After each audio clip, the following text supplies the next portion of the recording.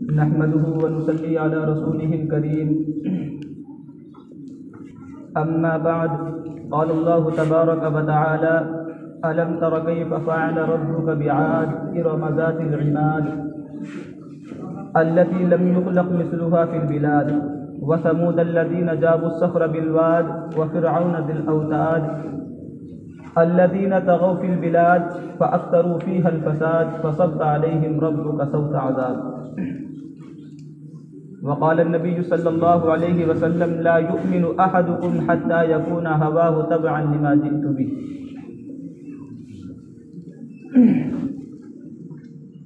محترم حضرات، معزز سامعین کرام، قرآن کریم کی جو چند آیات میں نے تلاوت کی ہیں، ان آیات میں اللہ تبارک و تعالی نے پچھلی اور سابقہ چند امتوں کا تذکرہ کیا ہے کہ جنہوں نے اللہ تبارک و تعالی کی نافرمانی کی، گمراہ ہوئے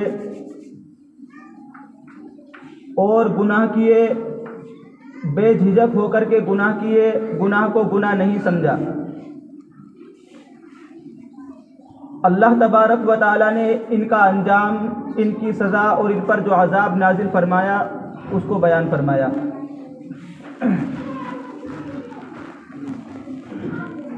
لوگ گناہ کرتے ہیں اور لوگوں کے اندر گمراہیاں آتی ہیں، ہر قسم کی مختلف صورتیں ہوتی ہیں. اللہ تبارک و تعالیٰ کی نافرمانی کرنا، اس کے احکام سے روگردانی کرنا، یہ بھی ایک بہت بڑا گناہ ہے اور ایک قسم کی گمراہی ہے. اسی طریقے سے اللہ کے رسول کی نافرمانی کرنا، اس کے طریقے کی مخالفت کرنا، یہ بھی ایک گمراہی ہے. زنا کرنا، چوری کرنا، شراب نوشی، جوا اور جو بھی گناہ ہیں یہ گناہ ہیں اور ایک قسم کی گمراہیاں ہیں. نماز چھوڑنا، زکوٰۃ نہ دینا، روزے نہ رکھنا، یہ بھی گناہ ہے، گناہ کبیرہ میں شامل ہیں. لیکن ان گناہوں میں بڑا گناہ، کبیرہ گناہوں میں بھی بڑا گناہ یہ ہے کہ بندہ گناہ کرے، ان گناہوں کا ارتکاب کرے اور اس کے ساتھ ساتھ گناہ کو گناہ نہ سمجھے.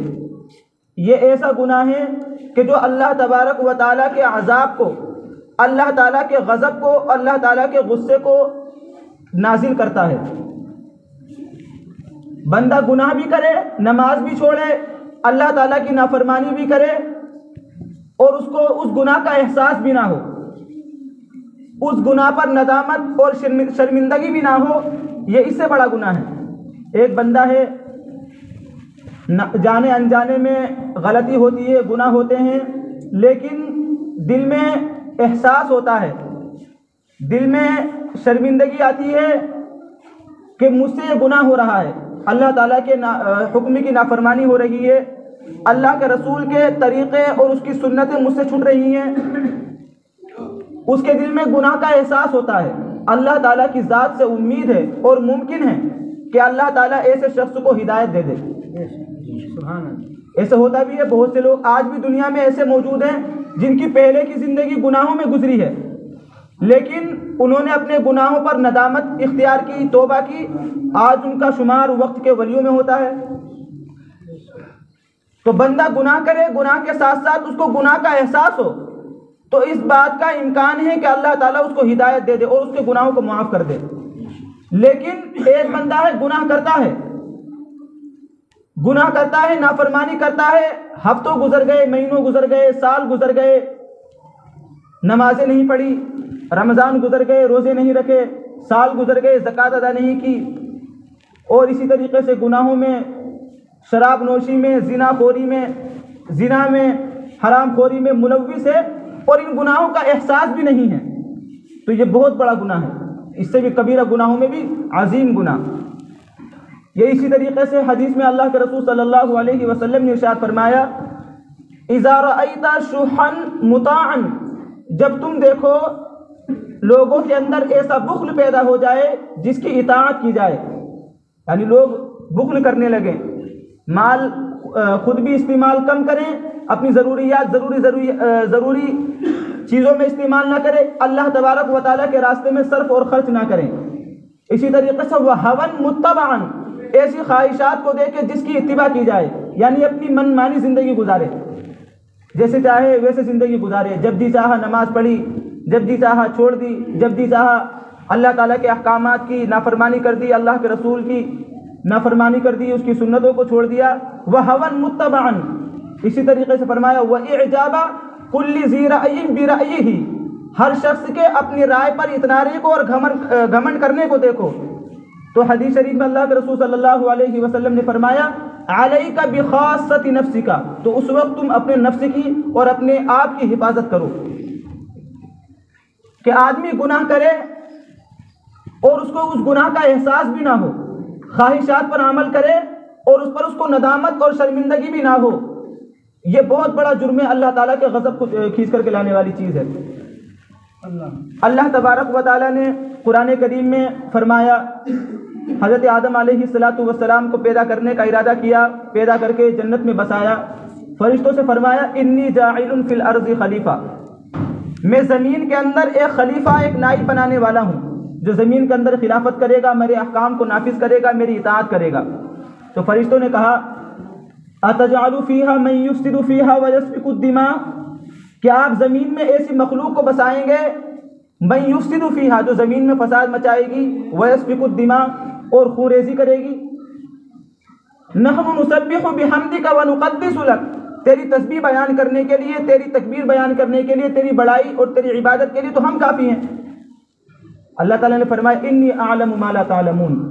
اللہ تعالیٰ نے حضرت آدم علیہ السلام کو بنایا اور فرماتے ہیں اللہ آدم علیہ السلام کو تمام چیزیں سکھلائی۔ وعلم آدم الاسماء، آدم علیہ السلام کو تعلیم دی، تمام چیزوں کی تعلیم دی۔ کلھا،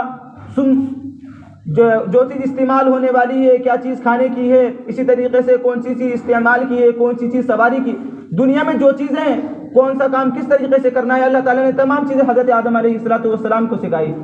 علم آدم الاسماء کلھا ثم عرضهم علی الملائکہ، پھر ان تمام چیزوں کو فرشتوں کے سامنے پیش کیا، فرمایا انبئونی باسماء ہؤلاء، ان چیزوں کے نام کے بارے میں اور ان چیز کے جو عمل ہے ان کے بارے میں مجھے بتائیے۔ فرشتوں نے کہا لا علم لنا الا ما علمتنا، کہ ہمیں تو ان چیزوں کا علم نہیں ہے، ہمیں تو وہی علم ہے جو آپ ہمیں سکھاتے ہیں، جس چیزوں کا علم آپ نے ہمیں دیا ہے وہ چیزیں ہمیں معلوم ہیں۔ اللہ تعالیٰ نے حضرت آدم علیہ السلام کے سامنے ان چیزوں کو پیش کیا اور فرمایا یا آدم انبئہم باسماء ہؤلاء، انبئونی باسماء ہؤلاء، ان چیزوں کے نام بتاؤ۔ آدم علیہ السلام نے بتائے۔ اللہ تعالیٰ نے اس طریقے سے آدم علیہ السلام کی فضیلت ثابت کر کے آدم علیہ السلام کو جنت کے اندر آباد کر دیا۔ اللہ تبارک و تعالیٰ کی ذات قادر مطلق ہے۔ اللہ تعالیٰ نے آدم علیہ السلام کو بنایا تھا دنیا میں بھیجنے کے لیے۔ خود قرآن کریم میں جو میں نے آیت پڑھی، اللہ تعالیٰ نے فرمایا انی جاعل فی الارض خلیفہ، میں خلیفہ بناؤں گا جو زمین میں جائے گا اور زمین میں رہ کر کے میری اطاعت کرے گا، میری نیابت کرے گا۔ تو آدم علیہ السلام کو بنایا گیا تھا دنیا میں بھیجنے کے لیے، لیکن ان کو جنت کے اندر آباد کر دیا، تو یہ تو اللہ تعالیٰ کی منشا کے خلاف تھا۔ اللہ تعالیٰ جو چاہتے تھے دنیا میں خلافت کرانا، تو اللہ تعالیٰ اگر آدم علیہ السلام کو جنت سے نکالتے اور بغیر کسی سبب کے نکالتے، کوئی پوچھنے والا نہیں تھا، کوئی ٹوکنے والا نہیں تھا، اور بلکہ اللہ تعالیٰ کی منشا کے مطابق ہوتا، آدم علیہ السلام کو دنیا سے زمین پر اتار دیتے، لیکن اللہ تعالیٰ نے ایک سبب بنایا۔ آدم علیہ السلام سے فرمایا یا آدم لا تقربا هذه الشجرۃ، کہ اس درخت کے قریب مت جانا، فتکونا من الظالمین، ورنہ تم اگر اس درخت کے قریب چلے گئے، اس کو کھا لیا، فتکونا من الظالمین، تو تم ظلم کرنے والے، زیادتی کرنے والوں میں شمار ہو گئے۔ بہرحال اللہ تعالیٰ نے حضرت آدم علیہ السلام کی تقدیر میں چونکہ دنیا میں آنا لکھا تھا، آدم علیہ السلام اور ان کی زوجہ اس درخت کے قریب گئے، اس کا استعمال کیا۔ اللہ تعالیٰ نے کہا اہبطوا منہا، یہاں سے دنیا سے، جنت سے نکل کر کے دنیا میں چلے جاؤ اور یہاں سے اتر جاؤ۔ جو بات بتانے کی ہے اس واقعے کو بیان کرنے سے وہ یہ ہے، آدم علیہ السلام جنت سے نکل کر کے دنیا میں آئے، آدم علیہ السلام سے لغزش ہوئی، اللہ تعالیٰ نے جس درخت کے قریب نہ جانے کا حکم دیا تھا اس درخت کے قریب چلے گئے، اس کا استعمال کیا،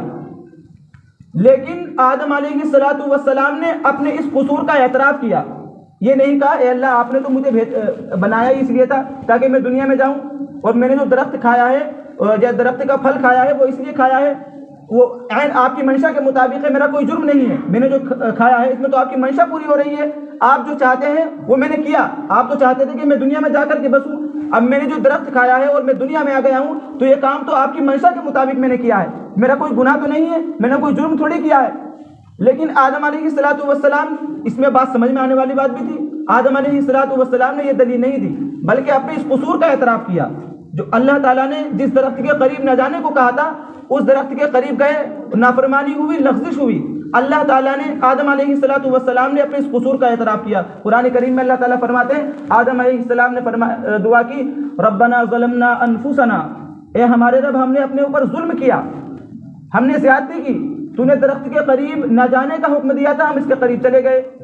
وَإِن لَّمْ تَغْفِرْ لَنَا، اگر آپ ہماری مغفرت نہیں کریں گے، وَتَرْحَمْنَا، اور ہمارے اوپر رحم نہیں کریں گے، لَنَكُونَ مِنَ الظَّالِمِينَ، تو ہم ظالمین میں شمار ہو جائیں گے، لَنَكُونَ مِنَ الْخَاسِرِينَ، ہم خسارے میں اور نقصان میں ہو جائیں گے۔ تو آدم علیہ السلام سے ارتکاب ہوا گناہ کا یا لغزش کا ارتکاب ہوا، اللہ تبارک و تعالیٰ نے ان کو دنیا میں بھیجا، انہوں نے اپنے اس کا اعتراف کیا۔ اس کے بالمقابل اللہ تعالیٰ نے شیطان ابلیس کو حکم دیا کہ تم اسجدوا لآدم، بلکہ تمام ملائکہ کو حکم دیا، اور جو اس وقت مخلوق اللہ تبارک و تعالیٰ کے سامنے موجود تھی ان کو حکم دیا کہ اسجدوا لآدم، آدم کو سجدہ کرو۔ تمام فرشتوں نے سجدہ کیا، قرآن کریم میں فسجد الملائکۃ کلھم اجمعون، جتنے فرشتے تھے سب نے سجدہ کیا،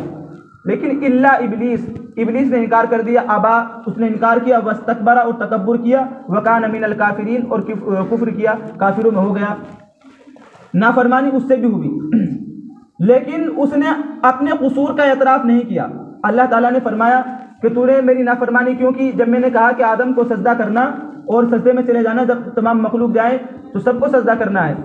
تو اس نے کہا کہ میں کیوں کروں، تکبر کیا، اور اس نے وجہ بیان کی، اور اس نے عناد کیا۔ اس نے وجہ کیا بیان کی؟ قرآن کریم کہتا ہے خلقتنی من نار وخلقتہ من طین، کہ تو نے مجھ کو آگ سے پیدا کیا ہے، وخلقتہ من طین، اس کو آپ نے مٹی سے پیدا کیا ہے۔ آگ کی صفت ہے اوپر کو جانا، آگ اوپر کو جاتی ہے، بلند ہوتی ہے، تو میں بلند ہوں، میری شان کے اندر اور میری تخلیق کے اندر میرے اندر جو خمیر ہے وہ اوپر جانے والا ہے، بلندی والا ہے، اور بالمقابل آدم، یہ آدم مٹی سے پیدا ہوا ہے، اور مٹی کا ڈھیلا اگر اوپر بھی پھینکو تو وہ نیچے آتا ہے، یہ ذلیل ہے، تو اس کو میں کیسے سجدہ کروں؟ تو لغزش دونوں سے ہوئی، حضرت آدم علیہ السلام سے بھی لغزش ہوئی، وہ درخت کے قریب گئے، شیطان سے بھی لغزش ہوئی کہ اس نے سجدہ نہیں کیا، لیکن آدم علیہ السلام نے اپنے قصور کا اعتراف کر لیا، اللہ تعالیٰ نے ان کو نبی بنایا اور دنیا کی خلافت عطا فرمائی، اور تمام انسانوں کا باپ ان کو قرار دیا۔ شیطان سے لغزش ہوئی، اس نے اپنے اس لغزش کا، حالانکہ وہ کتنا بڑا فرشتہ، کتنا بڑا اس کا مقام تھا اللہ تبارک و تعالیٰ کے یہاں فرشتوں میں،